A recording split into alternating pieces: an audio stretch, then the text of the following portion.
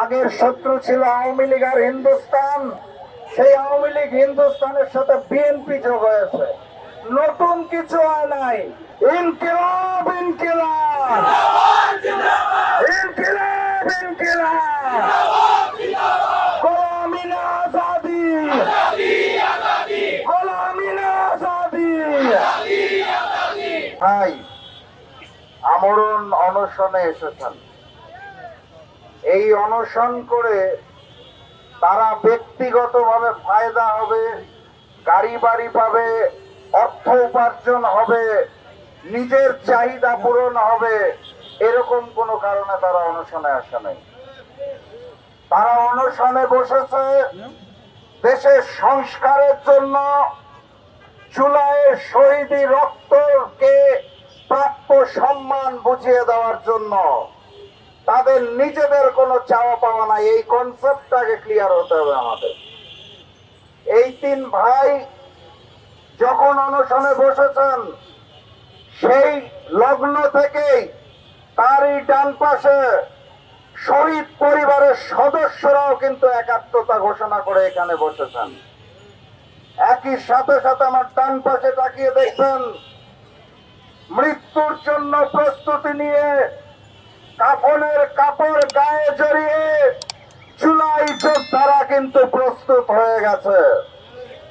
অতএব 70 গণভোটের জনরায়কে অস্বীকার করে যারা নতুন করে ওই পুরানো জালেম আওয়ামী লীগের মতোই নতুন জালেম বিএনপি এই সোনার বাংলাদেশকে ভারতের হাতে তুলে দিতে চায়, তাদেরকে জানিয়ে দিতে চাই আরো একটি জুলাই আসছে, আরো একটি অভ্যুত্থান হবে ইনশাআল্লাহ।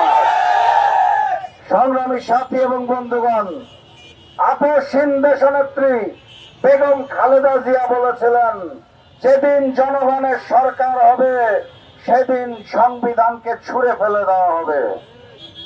আমি বিশ্বাস করি আজকে যদি দেশনেত্রী বেঁচে থাকতেন, তিনি যদি সুস্থ থাকতেন, তাহলে ৭৫-এর মুজিববাদী সংবিধান শুধু ছুঁড়ে ফেলে দিতেন না, দেশের মানুষের সাথে বেঈমানি, গাদ্দারি, মুনাফিকি করার জন্য তারেক রহমানকে ছুঁড়ে ফেলে দিতেন।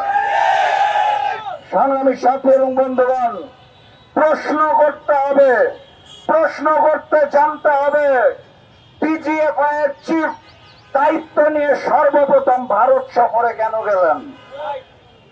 আমাদের শিলংয়ের থেকে ট্রেনিং প্রাপ্ত যিনি বর্তমানের প্রক্সি প্রধানমন্ত্রী, তিনি কার নির্দেশে দেশ পরিচালনা করছে?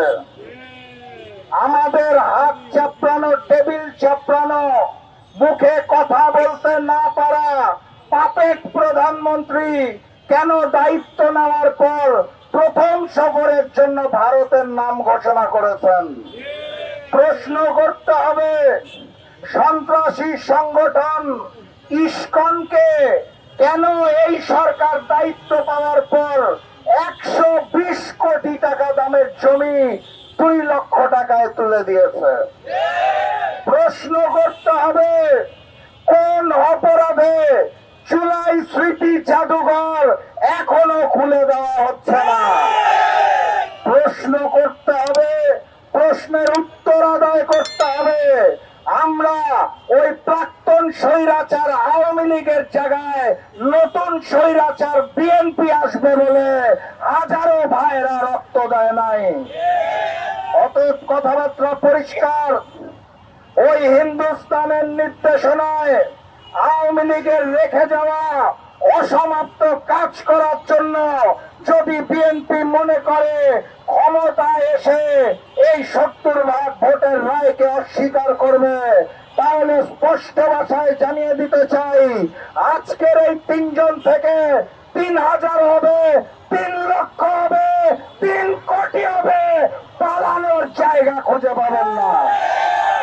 আমার পূর্ববর্তী বক্তারা স্পষ্ট ভাষায় জানিয়ে দিয়েছে, জুলাইয়ের ইমানি চেতনায় প্রয়োজনে কাফনের কাপড় গায়ে দিয়ে, বাংলাদেশের পতাকা মাথায় দিয়ে আমরা আবারও নামবো, আবারও গণঅভ্যুত্থান উত্থান হবে, শহীদ ওসমান হাদির সেই স্পিরিট আমাদের সাথে থাকবে ইনশাআল্লাহ। আমরা ভারতীয় আধিপত্যবাদ মুক্ত এক নতুন বাংলাদেশ এবং নতুন জনগণের চাওয়া পাওয়াকে পূরণ করার আগ পর্যন্ত সংগ্রাম চলছে, সংগ্রাম চলবে ইনশাআল্লাহ। আপনারা প্রস্তুত আছেন? এবার প্রথম কাতারে আমারে রেখেন, আপনাদের সাথে প্রথম কাতারে এবার আমি থাকতে চাই। প্রয়োজন পড়লে এই কাফনের কাপড় আর বাংলাদেশের জাতীয় পতাকা, এটাই হবে আমাদের আগামী সংবিধান। ওই ৭২-এর মুজিববাদী সংবিধানকে আমরা চালিয়ে পড়িয়ে চুরকার করে দেব ইনশাআল্লাহ। দেখা হবে বিজয়ের পথে। ইনকিলাব ইনকিলাব ইনকিলাব ইনকিলাব, গোলামি না আজাদি, গোলামি না আজাদি। ওই আজাদি অর্থাৎ মুক্তি ছিনিয়ে আনার আগ পর্যন্ত সংগ্রাম শুরু হয়েছে মাত্র। শেষ কথা বলতে চাই, আগের শত্রু ছিল আওয়ামী লীগ আর হিন্দুস্তান। সেই আওয়ামী লীগ হিন্দুস্তানের সাথে বিএনপি যোগ হয়েছে। নতুন কিছু হয় নাই, আমাদের হারানোর কিছু নাই। আমরা রক্ত দিতে শিখে গিয়েছি, প্রয়োজনে আবারও দেব ইনশাআল্লাহ। আজাদিকে ছিনিয়ে আনবো। দেখা হবে বিজয়ে। বিজয়ের পথে যাত্রা শুরু, জীবন অথবা মৃত্যু। আসসালামু আলাইকুম।